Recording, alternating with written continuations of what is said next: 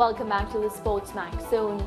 The 22nd Commonwealth Games being held in Birmingham, England is where we begin today.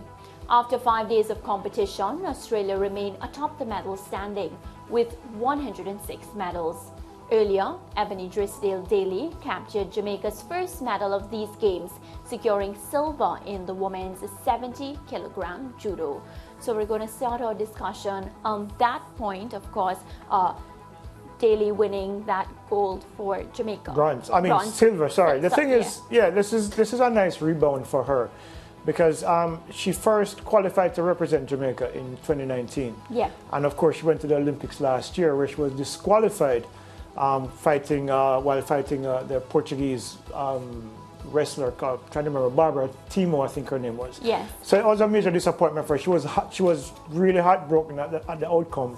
So this is a nice way to bounce back, coming back to the Commonwealth Games and getting a silver medal in the 70-kilogram judo class is a nice bounce back for her. So this must be a very, very proud moment for her, because, I don't know, she's English by birth, but both her grandparents are from Jamaica on her mother and father's side, and she always wanted to represent Jamaica with pride. So this is actually a nice step after what happened at the Olympics last year. It's really good for her. Yes, Ebony Daley there with that silver. And Leighton, I had the opportunity to be present at the Caribbean Games, which, many of the athletes would have, used it as an opportunity to prepare. And judo was one of the sports that, I noticed a lot of athletes being very, very keen about.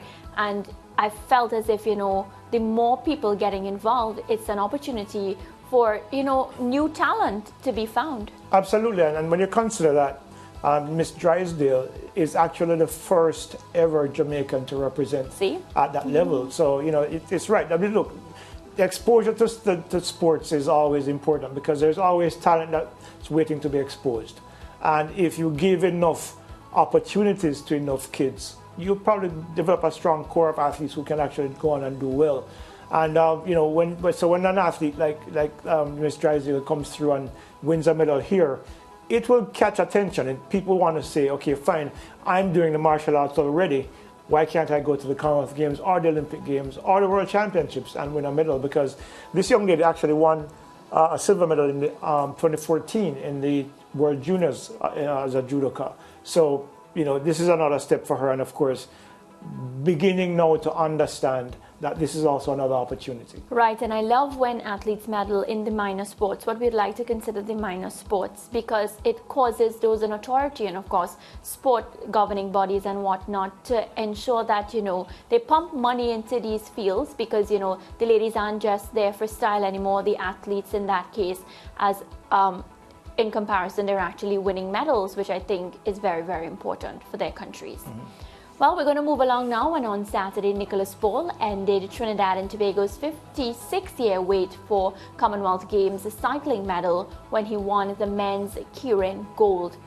Paul went on to complete the full suit of medals after taking a silver in the men's sprint, and Trinidad and Tobago's Nicholas Paul also won the bronze medal in the 1,000-meter time trial on Monday at the 2022 Commonwealth Games. Well, the SportsMax team was on hand to witness him capturing the three of his medals at the Games.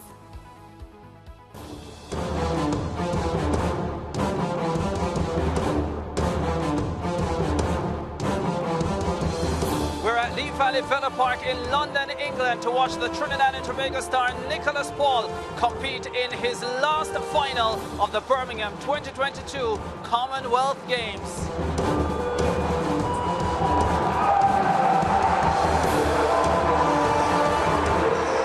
He is actually, I would say, best candidate to actually promote the sports in the Caribbean, to show that there are talents in the Caribbean.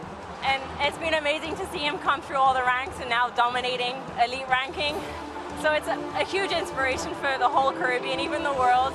It just shows when you have a dream and you don't have all the funding and support like all these big nations that we race against, anything's possible when you put in the hard work. And he's a true representation of that. Nicholas Paul is about to ride. That's such a hallmark of Nicholas Paul's sprinting, that he can sprint and hold the sprint for a long time. This, though, is a completely different kettle of fish. This is 1,000 meters. as the man from Trinidad and Tobago gets into position. It was a relatively modest start from him, but can he hold it now? It's a second down already on the best time of Tom Cornish. Yeah, his better ride will probably be in the second half of this, but being off the pace by 1 second with 2 laps to go, it will be a big ask. It's an unorthodox position. He has his hands in there. They're not overlapped. It's not the praying mantis position. There's a bit of a gap. That's not aerodynamically ideal from Nicholas Poole. Well, he's got 1 lap to go. He's 8/10 down on the fastest time. He's now getting faster. 6/10. He's getting faster. He's taking chunks of time out of Tom Cornish now. Is he finishing so strong? There he is. He's closing in on the best time of Tom Cornish. The crowd can see it. They can sense it. And it's just outside. The Commonwealth Games is one of my big goals set for this year. So for me to come out of the Commonwealth Games with 3 medals, it's very spectacular and an honor for me. 56 years Trinidad and Tobago waited for cycling gold at the Commonwealth Games, and Nicholas Poole has delivered a full set of medals at Birmingham 2022, 1 gold, 1 silver and 1 bronze. His ultimate goal though is an Olympic medal, which would be a first for Trinidad and Tobago. I live, sleep and dream for that. I want to win a medal at the Olympic Games, so leading up to Paris I'm going to work very hard to try to achieve that, and hopefully it comes true.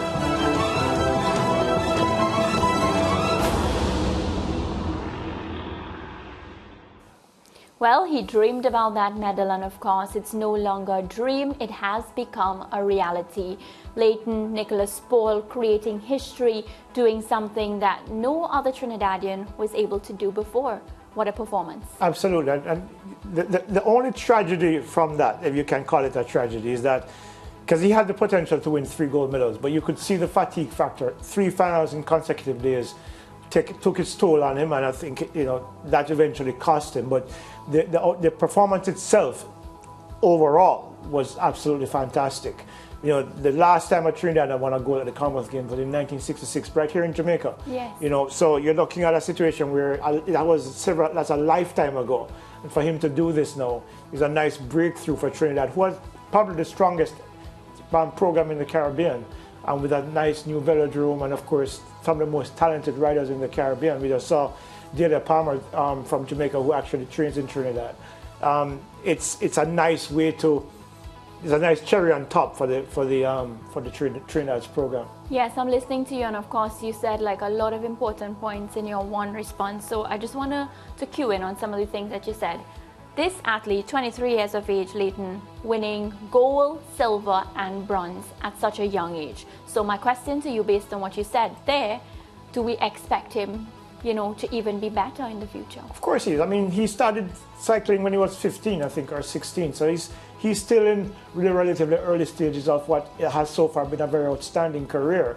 And of course, with the Olympics just 2 years away, he's going to be 25, more experienced, lot stronger than he is now. He's extremely strong now. And remember, he was disqualified at the Olympics last year. So that's a learning experience for him. He's going to get better because he's committed and he's talented.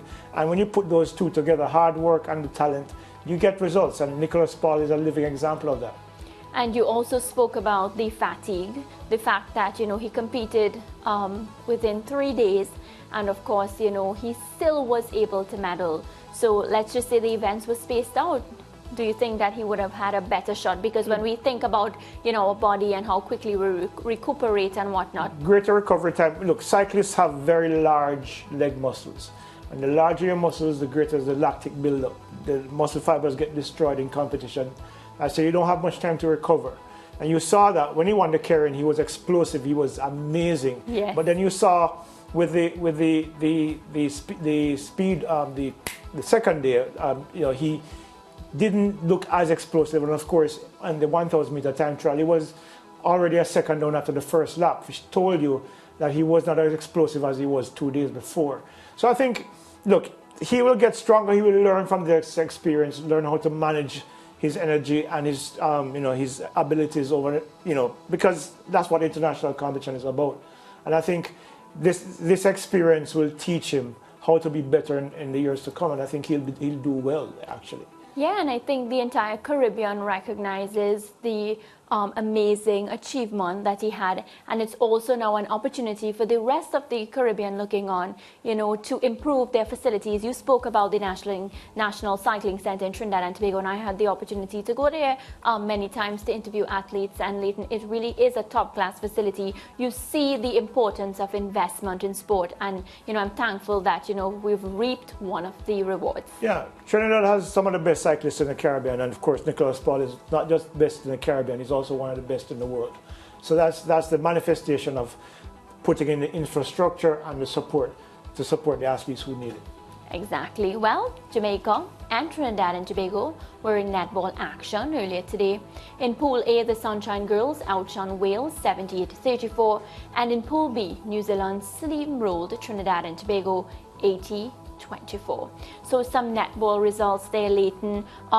Any unexpected result for you? Par for the course. You expected Jamaica to be dominant, especially after that outstanding performance against Barbados. And of course, Trinidad, the disappointment I've said with Trinidad is that with the talent that they have there, they should be doing better. I mean, Samantha Wallace is one of the best players in the world. She plays for the New South Wales Swifts, and she's constantly being one of their outstanding players. There's no reason why she has to be perhaps the only significant talent coming out of Trinidad right now, because clearly there's a deficit between what Samantha Wallace is able to do and the others. Jamaica has several players playing either in Australia or in the UK, and you're beginning to see the results of that now. This is probably the strongest team Jamaica's ever had. So the performance against Barbados, and of course the performance today against Wales, was expected. And Shimona Nelson is a very useful addition to the Jamaican squad. She was one of the leading scorers again today, and of course, Janelle Fowler continues to be perfect, from the field. This is a very, very strong Jamaican team who's gunning for that gold medal. Yes, of course. Let's take a look now at the pool. We see their international experience, as Leighton said, definitely paying off. So Pool A, we have Australia, Jamaica, South Africa, Wales, Scotland, and Barbados. Leighton, so these are the opponents that Jamaica will have to face. Let's take a look now at the standings. So Australia at the top, they have a total of 8 points. Jamaica in second position, also in 8 points. So it reiterates your point, Leighton, about the strength of the Jamaican ladies. South Africa, look at the gap between the points. In third, they have 2 points. Wales, a total of 2 points. And Scotland and Barbados, they're yet to get a win, and of course, a point. One of the things noticed there is the number of goals that Australia has conceded, 130 to Jamaica's 150, which suggests that the Jamaicans probably need to tighten up defensively if they're to win that zone. Yeah, let me head across now to Pool B of the netball competition. We have England at the top of Pool B, a total of 8 points, having played 4 matches. New Zealand in second position, they have 6 points. Uganda in third, 2. Malawi in fourth, a total of 2 points. And we see Northern Ireland, as well as Trinidad and Tobago, they're yet to get any win as well as a point. Yeah, England and New Zealand expected to go through to the playoffs from here. It's Uganda, strong team, but just not strong enough to challenge the top 2 right now. And I think when you look at the 2 zones, you're looking at the top 4 teams to advance to the next round. Yeah, so basically what we have seen, Leighton, so far is, the teams that we expected to be favorites in netball, they're dominating, and the weaker teams, of course, getting a tough run. Well, on that note, let's take a quick commercial break, and when we come back, we continue talking Commonwealth.